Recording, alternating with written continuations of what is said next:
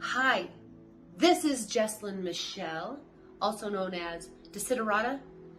You're watching Off the Top Rope, and right now with me.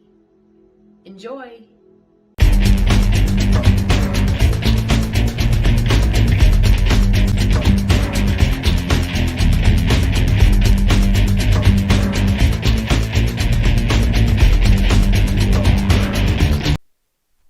In conjunction with specialized supplements. One. Ladies and gentlemen, boys and girls, children of all ages and denominations, I love diversity. I really, really do. And with us, we have somebody that has a rich and cultural, diverse background and is into so many things. I've actually got them listed down, Jeslen. If you can add something if I've missed it out. We've got actor, professional wrestler, stiltwalker, MMA enthusiast, bar lady, admin assistant at the Intertribal Council, 5-0 with your MMA record. What have I left out? Um, did you say what lady? Bag lady? No, I said bar lady. I said bar lady. Bar lady. Yes. At the Sturgis rally in South Dakota, we had all those wonderful drinking games that you and the ladies were doing with the bikers. Sure, I have been a bartender off and on. Ideally for cool events like that for about a decade. So yeah, All right. bar. Sometimes I just think of that lady that's always at the bar, like getting drunk. And I'm like, what? I've been going out in a while. My apologies for that. I want to ask straight off. I want to ask a question about the MMA. I understand why men like to get punched in the face. Why do women like to get punched in the face? Because we're seeing a lot more women getting involved in mixed martial arts. Sure. That's a very intricate answer to a question that's, I think, deep, because it's probably a lot different for everybody. Can you first tell me why men like to get punched in the face? Oh no, it's our need for toxic masculinity and to show our alpha maleness. Oh, okay. Well, I don't think it's far off for women, honestly, Okay. but I don't think we particularly like to get punched in the face. It's not like we want to go, come on, hit me, hit me. I think we like punching in the face. I like punching others. Okay. And I know every woman has their different reason for having joined, or just what inspired them to do it. Some of it's cultural, some of it's like more traditional. Like for the Brazilians, they've just been like always into the Yeah. combat and world for so long. So it's just kind of part of their culture. Some men and women, I think for all of us, it's therapeutic. It just, there's something about it. I can't put my finger on it. I think some men and women get in it to like have a release, or because they're angry and they think that it's going to unleash this anger, or they want to take it out on their partners. But I don't think that those reasons or motives last long, or those people last long. So Sure. they get it out of them, and they realize that if they really want to be a fighter, like a real fucking fighter, it takes dedication and commitment and loyalty and getting your ass kicked, therefore being humbled and Mhm. getting your ass kicked more. So those type of people that do it to take it out on other people don't last long, or they change. And I think that that's what's really cool about fighting, is it does that for you. It just shows you different parts of yourself, because it's like an uncomfortable situation. That's what uncomfortable situations do in life, is Yeah. they Yeah. bring out different parts of us that we didn't know we had and had to pull out. For me, I don't know what, I think I've always been fascinated by it. Where I grew up in a small mountain town, we only had sports. We didn't have any kind of like martial arts or anything. Yeah. But for me, I can say I still don't like getting punched, but I do like knowing what my body is capable of handling. Right. And I didn't know that. I didn't know I could take a punch like that. I didn't know I could. I didn't know that I could last a long time in actual physical force for 15 minutes. So, yeah, that's my reason. I don't know about that other. Well, Mike Tyson always says you've always got a plan until somebody punches you in the face. What was your first reaction to somebody in a competitive bout actually punching you in the face? So outside of fighting, you mean, like way early Oh no, in no, life? I'm talking about MMA. The fighting in the streets is something totally different. Yeah, it's totally different, especially on the res. Yes. I don't remember, honestly. I think it would have been a boxing class at my first little tiny gym in California. And I was pro wrestling. I still pro wrestling. I still consider myself active pro wrestling. I just haven't had any shows lately. Especially because I've been focused on the MMA, but my shoulder surgery. Yeah. So I went into a gym. I just made the decision to go to a jiu-jitsu gym, or MMA gym is what it said on the outside, MMA. So I'm like, oh, maybe I should learn some real MMA so to enhance my pro wrestling, because I was like going to training every single day pro wrestling, and I was just so into it. And I had this really cool coach named CJ Kurz, and he was explaining to me like where all the moves came from, and like judo or from like actual karate or this and that. I'm like, really? I didn't know any of that. I thought they were just like big flashy stunts. Yeah. Like I didn't know that they actually were moves. And so we're learning these actual moves, and we're actually throwing each other around. And like, I want to learn like real fighting. And so I just went into the MMA gym. They didn't have the class for a couple weeks because, I don't know, the teacher was on vacation. And they had jiu-jitsu, and I never even heard of jiu-jitsu. I kind of saw it, but it just developed. I fell in love with jiu-jitsu that very day as these tiny girls choked my ass out, right? Choked me out left and right. Like, I'm like, what? I'm doing pro wrestling and throwing men around. How are these little girls making me tap like this? So just that gym had several classes like back to back. I started with jiu-jitsu, then kickboxing, boxing, and sometimes wrestling. It just switched. And I just, the boxing, I remember just like getting hit, and they weren't even hitting me hard. It was just, I kind of, God, I think it makes you a little angry. You're a little taken aback and a little angry. So then you want to hit back harder, but then that makes it fun because it is your play fighting your big brother. Right. Yeah, there's nothing more humbling than somebody who's just a shade under 5 foot, and they've got you tapping like all of that stuff. Yeah. Now, it's like little snakes on your back. Yeah, wondering why your big toe is tickling in your ear.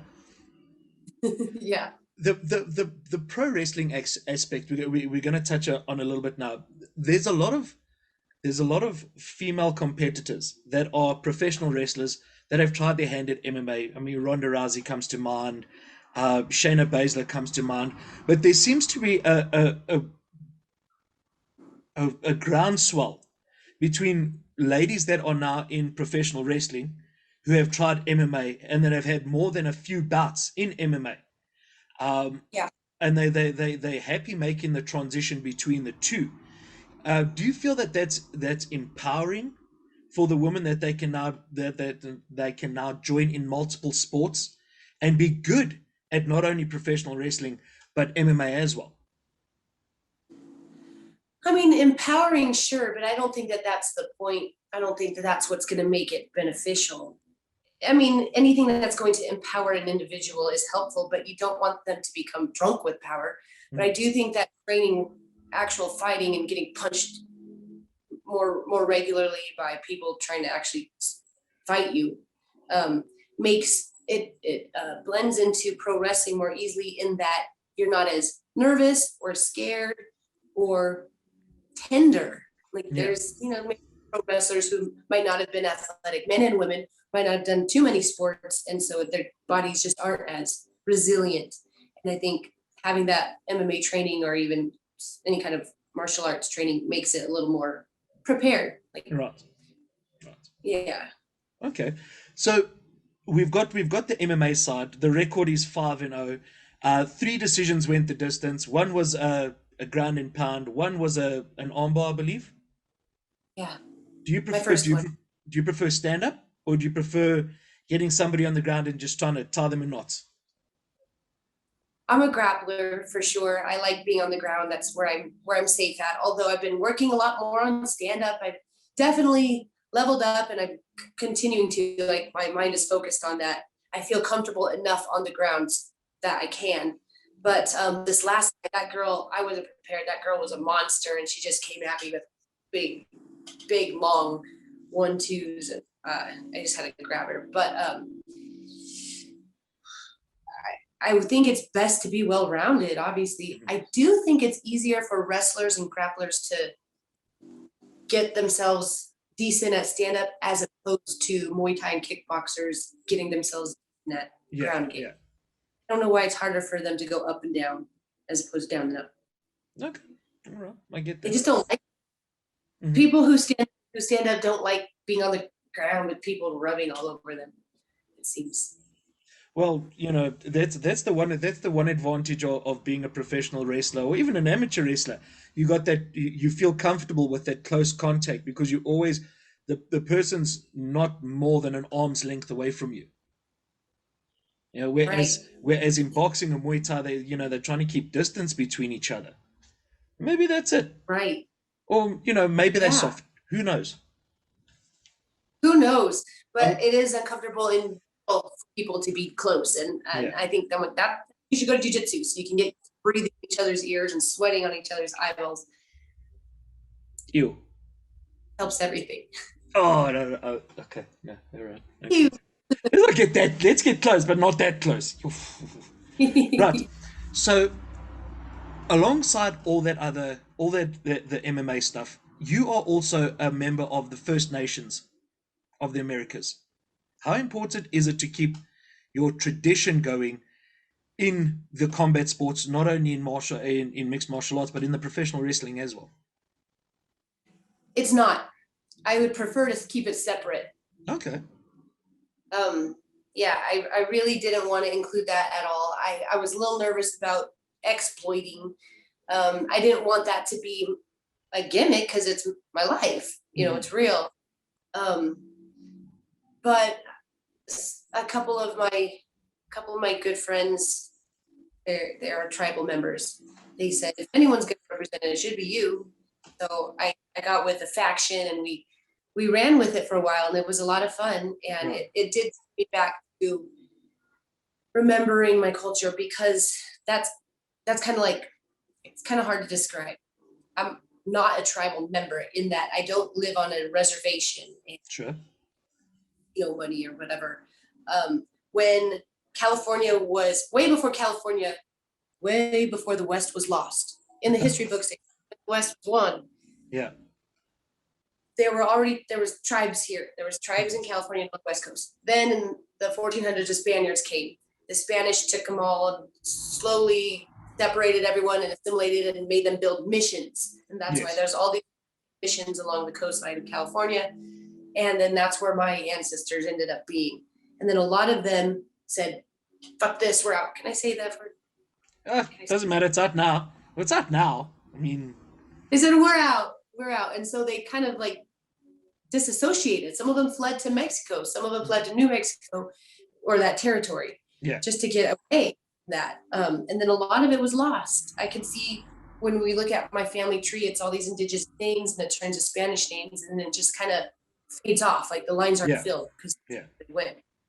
So I don't relate or associate with Spanish or Spaniards. Well, the atrocious, but that's like a lot of the history. And so I still have family over there on the reservation. A good friend was telling me I should go back and take their language classes. And I'm like, I need to really get back, but because I just been gallivanting around the world doing whatever. Part of my personal growth is as I travel the world and meet so many people, I don't want to judge them. I don't want to be anyist. I want to accept everybody. And so if I do that, then I can't identify as one is, one. So I just kind of stepped away and I just kind of like faded away. But every time I go home, I'm reminded. Yeah. And the kids love me, and then they ask me about what I'm doing. So Okay. All right. Do I don't know if it's exploiting, but I mean pardon? it's the you mentioned the word exploiting your cultural Yeah, heritage. Um, right. it's a difficult one because it's a personal choice, and I get that. Um, but I do think it is not only a unique point because not very many people want to celebrate their heritage like that. Because as far Yeah, as I understand, in America, it's not something that was celebrated. I mean, I look now at the tribal dances and all the tribal dancers that have got Instagram accounts and the likes and the shares that they're getting. So there's a groundswell towards looking at looking at what was in the past and saying, hey, we need to bring that back. So it's obviously a personal choice, and that's something that you can or cannot do. So yeah, right. Right. I applaud both decisions. Definitely, you make the decision on your own, and I do feel like times have changed. Like the elders 20 years ago would have been, "What are you doing?" Yeah, We don't even take pictures. Like taking pictures isn't even our way. But now people are taking pictures at all the powwows and dances, and of course, hello, kitty cat. and it's just kind of just how times have changed. So it's more out there, and I think that that's good too, because I've met people who have never even met a Native American. Like they didn't even know they existed. Yeah. My ex-fiance, Wow. he's Okay. he's he's an islander, so Right. I Okay. think it's good in so many ways, but you just have to do it tastefully. Sure. Sure. And then, how did the shoulder injury come about? Um, Originally I had a labrum tear, and that came from a double pump handle suplex. Basically, poor form in a lot of things where my arm's too far out when I'm trying to lift heavy, and I healed that with stem cells, Right. and it felt great after that. About the end of last year, I went down to Mexico to get stem cells 3 times, and at the end of last year till my fight, which was in March, it was great. Yeah. And then some the road tour, and I Wow. went.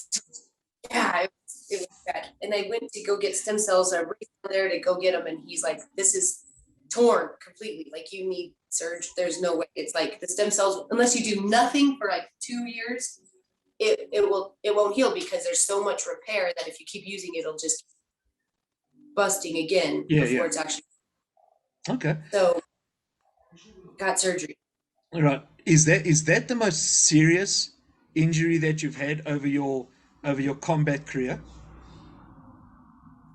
Yeah, yes, but it's the same shoulder, which is weird. So it just feels like when they did that surgery, it looked like the biggest tear in the labrum, and they said it looked good. So Yeah. thank you, stem cells. But it just feels like it's been so long. Like I just had a shoulder problem for 2 years. It's Yeah. great. Yeah. Oh, like little bounce in between. Okay. All right. Talking to now we're starting to move into the professional wrestling side of it. Where did the Desiderata gimmick originate from? Well, when I started, I didn't really know what idea I wanted. I just had like a vision of her. And I used that name as just like a working title. I didn't know it would actually stick, but it's an actual word, Desiderata. And it's the name of a poem that my grandmother gave me when I was young. And I All just right. always I liked the poem a lot, because it could apply to anybody from any culture around the world with any type of like religious or belief system. So it just had really cool words, and I thought that that could kind of generalize that there. I wanted to be a character with like depth and meaning, but not specific, kind of like poem Yeah. is not. It has great advice and morals, but it doesn't have a certain dogma. Right. And Sorry, beg your pardon. Please carry on. oh yeah, and that's kind of what I wanted my character to be, because I wanted it to like not just be a look at my sexy ass. Yeah. However, I'm changing it to that. Changing it to that. But Okay. have you read Desiderata? I haven't, and this is I was going to be a bit cheeky and say, well, do you know any of it out of your head so that you can regale me and educate me so that I can have an idea about what it is? Okay, I'll go placidly amid the noise and haste, and remember what peace there may be in silence. As far as possible, without surrender, be on good terms with all persons. Speak your truth quietly and clearly, and listen to others, even the dull and ignorant. They too have their story. Avoid loud and aggressive persons. They are vexation to the spirit. If you compare yourself to others, you may become vain or bitter, for there will always be greater and lesser persons than yourself. And then it's longer when it comes on things like that. Right. It says,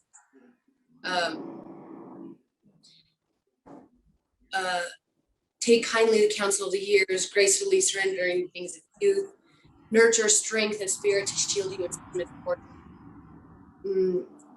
Beyond wholesome discipline, be gentle with yourself. You are a child of the universe, no less than the smart trees. You have a right to be here. And then he says, the last paragraph is, whether it's unclear to you, no doubt the universe is unfolding it. Therefore, be at peace with God, whatever you conceive him to be, and whatever your labors and aspirations are. In the noisy confusion of life, keep peace in your soul. With all its sham, drudgery, and broken dreams, it's still a beautiful world. Be cheerful. Strive to be happy. Wow. So everybody who thought that the loudmouth was just simply a meathead can now look at this and go, well, he's deep. I appreciate that. Thank you very much. Wow, that is fantastic. I skipped the whole middle chunk. Well, But no, of course, if you had that memorized, I'm not worthy. I'm not worthy. So, the fact that you got that far, wow, that's amazing. That's amazing. well, someone asked me to recite it a couple years ago. Oh, at Cauliflower Alley Club, and Okay. I could only remember the first two paragraphs. I'm like, that's the dumbest thing I could do, is not know that. Well, there we go. Did you make it to TNA? Impact. Well, at that in 2013, it was TNA/Impact Wrestling. So it's Impact now, but back then Okay. it was still in flux. Well, I started wrestling in 2016, Right. so it was Impact, and I think I wrestled for them in 2019, or maybe it was 18, but definitely very. How did that go? I'll never forget how nervous I felt, because it was on TV and televised. And I was with the faction Aero Club, Yes. which is no longer. And I was nervous, of course, because I wanted to do a good job, and Right. and everybody wants to. I didn't really care about like flashy big moves and like showing them how good of an athlete I was, because I know I am. But I wanted them to see what I was about, Right. and you can't really. Hard to do that in 5 minutes, especially when you're trying to follow a storyline with a character who has a story to tell. Yeah. And I'll never forget, in the back, Chavo told me, he's like, you deserve to be here. This is for you. I know. And I was like, okay, shit. Well, then I don't know if that makes me feel more relaxed. Like I should just know that I have it and I'm capable, or if now I should be more nervous because I have to definitely make sure I don't fuck it. Yeah. So was fine. A little box. Okay. We seem to be having some audio issues here. Can you hear me clearly? Yeah, was that me? You? I'm not sure. It's I think it's fading out a bit. I mean, there is a great distance between us. So, some of the things we Oh, catch and some of the things are just missing a little bit. I can repeat. Okay, please. You said Chava says you belong here. So we were at Right. that point. So at first I was like, well, that means they see that in me. And so I should feel assured that I'm capable. And that's obviously why I'm here, because they wouldn't think that if I wasn't. But then, of course, the nervousness kicks back in. It's like, oh, then I better make sure I don't fuck up, because that. So that noise. Do you hear that noise? No. It sounds like someone pushing a furniture across the floor. I don't hear it. Oh. Anyway, so Anyway. I was saying the match went fine. I mean, I never got called back, but I don't. A lot of those types of things is because they're looking for certain characters for certain stories at times. And I was with a faction, so I'd have to bring in. They'd have to consider the whole faction. And I don't know. I think I know I can do it differently when I get back to wrestling full time again. All right. So when is that time? When my shoulder's better, I'm gonna put it out there. I'm just gonna put it out there right here.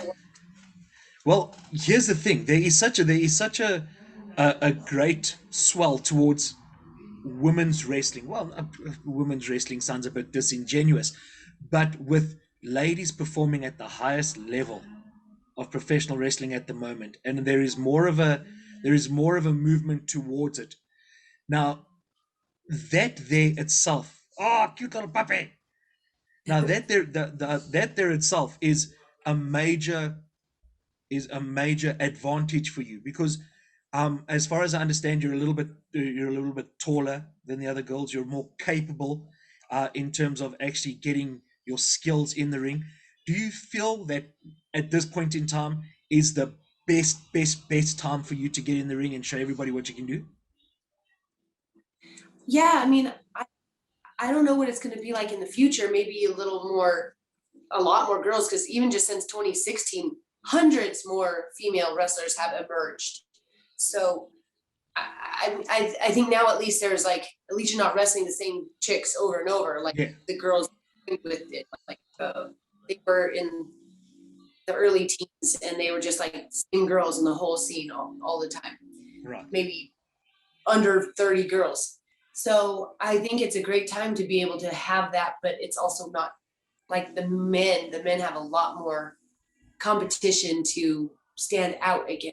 Sure. And sure. So we're kind of in that middle phase. I think the women will get there pretty soon. Yes. But yeah, a good time. But I think anytime's a good time. If there's a young girl who wants to start pro wrestling when she becomes a teenager in 5 or 7 years, it's not too late. I mean, if that's a great time, it's a good time to do anything you love. Right. So who at the moment would be your ideal opponent? Let's say you get given a choice of 5 wrestlers. They don't even need to be female. Who would be your top 5 wrestlers that you feel would not only mesh your style, but would bring the best out of you? Bring the best out of me. You know what? I don't know that until I wrestle them, because it really, I mean, it's like lovemaking. Like you think you're attracted to somebody and then you get with them and then it's just like, ugh. So that is an interesting analogy. I've never heard it described like that, but well, true. Because there's like, I like going with other large women. We do like hoss matches where it's just big moo and just throwing each other and a lot of big stuff. But then I find a small girl that just wants me to fucking throw her around, and then there are small girls who don't want that or won't take that. I don't, so it just really depends. But there are some new girls I've had my eye on that are new, or at least I only just noticed them on Instagram, and I'd be interested to wrestle them. I've been asked this question, every interview probably, but it changes in my mind. But I really am open. It's like if someone were to ask me who I want to fight, I just want to fight. Sure. I just want to. So yeah, I just want to wrestle. I don't think that. I think wrestling a name would be awesome, but that doesn't mean my match will be better necessarily. Mhm. You know, there's some girls that are not even heard of that I've had some of the best matches with. Yeah. And then my most best matches, when my most best is that word, That's a word. was with We'll use it. We'll use it. okay. Shotzi wasn't known at all. Like, she had just been wrestling less than 2 years, and we had the best matches I still to this day have ever had. Sure. So, and then now, I mean, that's why she's at the level she's at. So Yeah. who knows? Is that the end game? WWE? You know, I always want to shoot for as high as I can. Yeah. But I would love that. But I think that there's a lot more options that can be taken advantage of, like Yeah. other bigger promotions. Maybe not WWE. WWE would be awesome. I can't say no. If someone from WWE happens to watch this, no, I'm ready. Yeah, there we go. But there we go. yeah, they did give me a tryout. It's not like I feel bitter at all, but they did give me a tryout, and they told me and one other girl that they were interested. And I know they were interested in the two of us because I made girlfriends from there as well. And their reply letters after it was done were practically thanks, but no thanks. We're not interested. Wow. So the letter me and the other girl got were like, showed genuinity and interest. So they since then signed that girl. Right. And haven't heard from them. So she hasn't wrestled, however. They had Yeah. she's part of another faction. Her name's Brianna. I don't know what her wrestling name is. Anyhow, there's just so many new names. Like, a lot of girls on AEW that look like, there's a lot of girls on AEW that look like I want to wrestle them. Yeah. Yeah. But that's because they look really cool. Yeah. Yeah. Well, there's, with this coming on that ROH, obviously, being at Impact there, you've got an advantage. They should call you. I don't know why they haven't called you. AEW, WWE. I mean, even some of the European companies now have great, and I mean Australia as well. I spoke to Savannah Summers a while ago. She's one of the, I wouldn't say gatekeeper in Australia, but she is one of the girls that time after time after time, all the Australian girls have wrestled Savannah Summers, and Yeah. she's fantastic. And there's Australia, there's all these great places now where these ladies can get exposure, and of course there's Japan, with Stardom and Shimmer and things like that. And if you think there's competition, know that the stuff the guys are doing now, the good stuff that the guys are doing now, there's 10 Japanese women that you haven't even heard of that are probably doing twice the stuff. So Yeah. those girls can hurt you. You just reminded me, I would love to wrestle these mean Japanese wrestler chicks. Oh yeah. Like, I want them to be stiff, and I want them, they're still, of smaller size, but they're like, thick and strong and mean. And Yeah, but I absolutely. never, like, I think a lot of it is we're not used to pronouncing their names. So my ignorance. And also there's something quite worrying about a little Japanese girl, and you see her give a fly kick, and the other girl's not moving, and you're like, yeah, Japan's nice to visit. Yeah, well, I like that. Yeah. All right.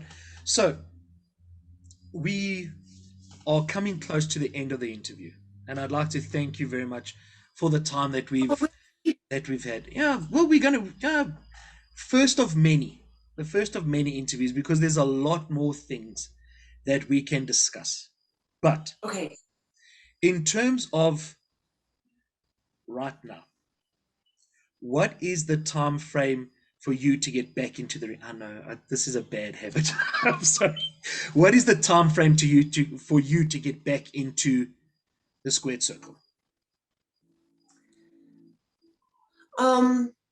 Well, my priority is fighting. I just want to get in some nice pro fights out of my system. because of my shoulder, I've already missed out on 2 PFL opportunities, which is really, and I mean that they pay more than UFC, Right. especially for lower level, Sure. you know, when you first. And so if I could just do that, that's kind of where my intentions are. In the meantime, working a local show. I mean, I just got asked to work for Defy this weekend, but I'll be in Chicago or out of, so I have plans. But just being able to do some smaller shows would be awesome in the meantime. But I don't want to. I'm not going to get hurt, but I don't want to like risk the shoulder if I'm trying to get these fights. So I think I'm going to really push back into pro wrestling come the new year with my new look.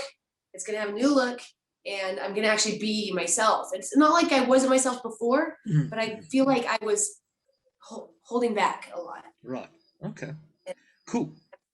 I've matured a lot. So I'll tell you what, then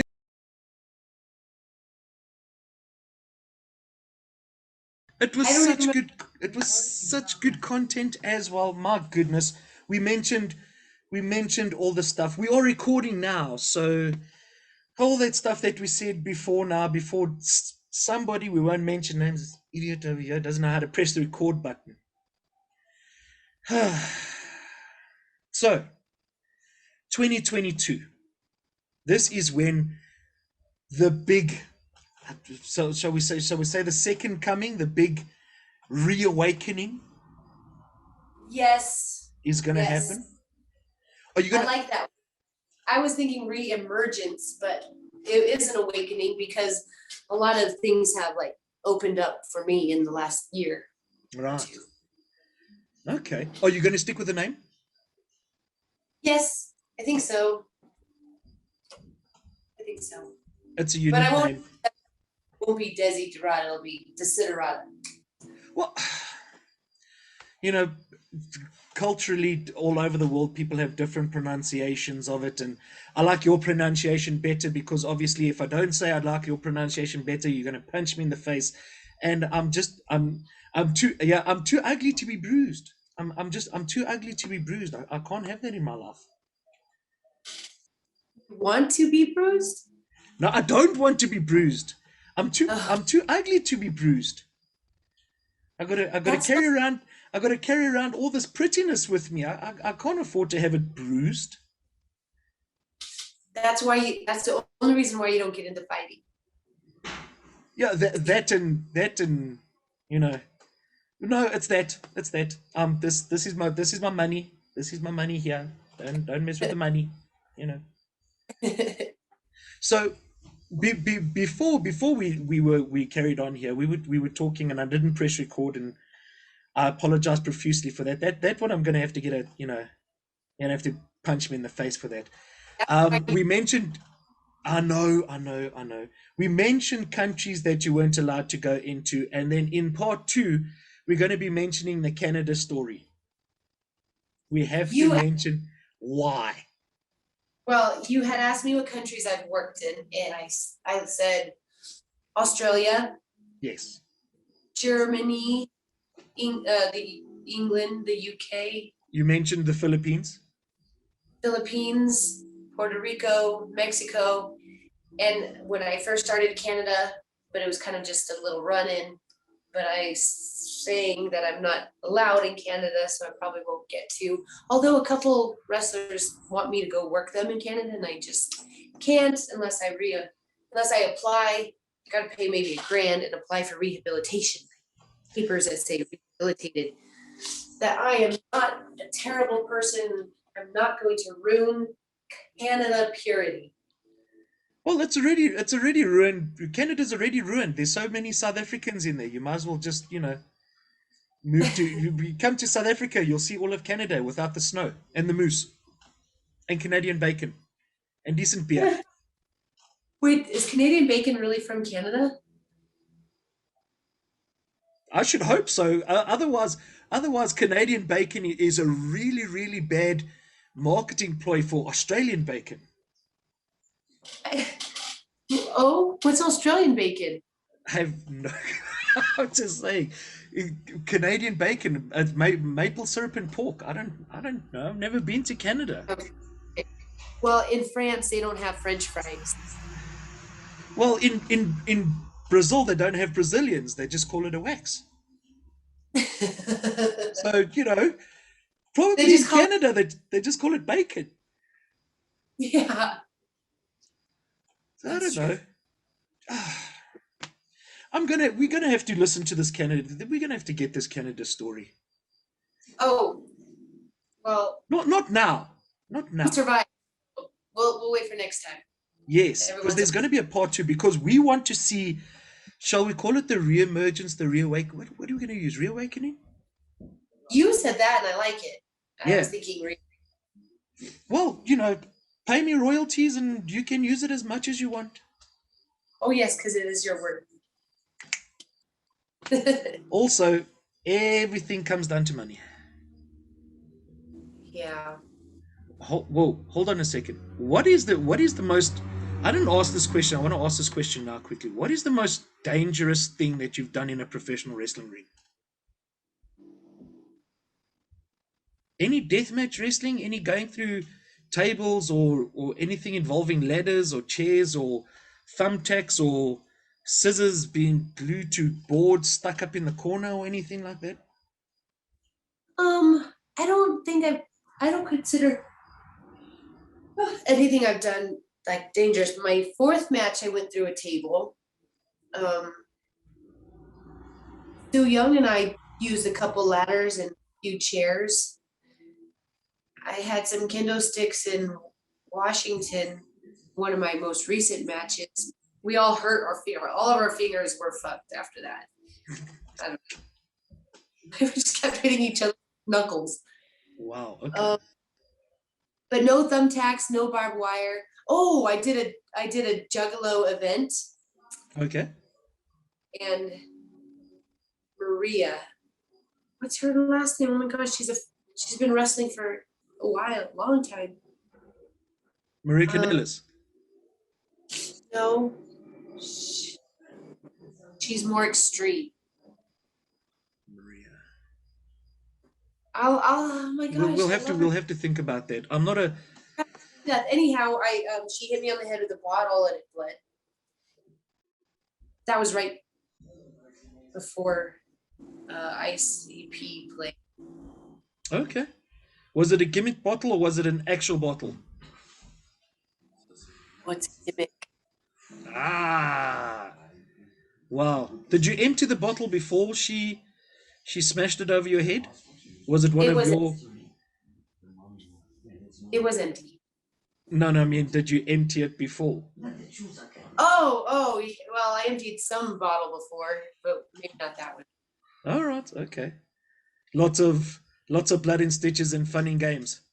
It was the first time I bled, yeah, like blood running down. Yeah. There was this match in Mexico that I had with a luchadora who bled more than I've ever seen anyone bleed. Right, okay. I hit her on the head with the chair. She started bleeding through her mask. She couldn't see. Her blood was literally in the eye holes of her mask. Oh wow. And then, okay. Yeah, that wasn't me though. So anyhow, yeah, no barbed wire or thumbtacks or New Jack stuff. Are you a fan of deathmatch wrestling? I like watching it. I don't particularly want to do it. I thought I would at first. I was like, I'm gonna just try everything, but yeah. I mean, if the time is right and the promotion's right, the story's right, the opponent's right, the pay is right. Yeah. Okay, all right. I'm not a fan. I would shave my whole head for a hair. I mean, if I had to lose, but I'm not, because I never lose. Of course, you never lose. You're going to punch somebody in the face. That's fine by me. That's right. Yeah, there we go. Well, I want to thank you very much for your time. I apologize for not pressing record the first time. My goodness, that one. If we meet in person again, you get that's a free shot. I'll take it. I'll be bruised. Okay. Yeah. You must like it though. You might get addicted to being punched, and then you might have to start fighting.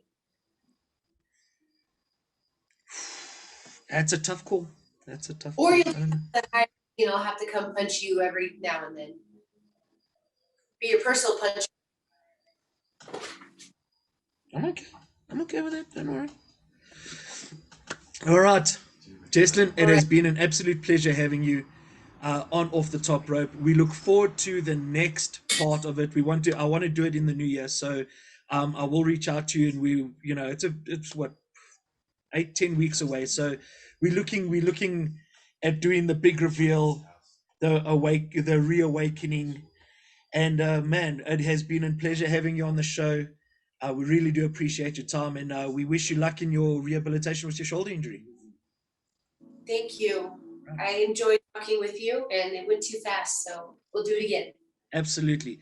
Ladies and gentlemen, for Jeslen, myself, the Loudmouth. Loudmouth presents Off the Top Rope, uncensored, uncut, and next time, press the record button.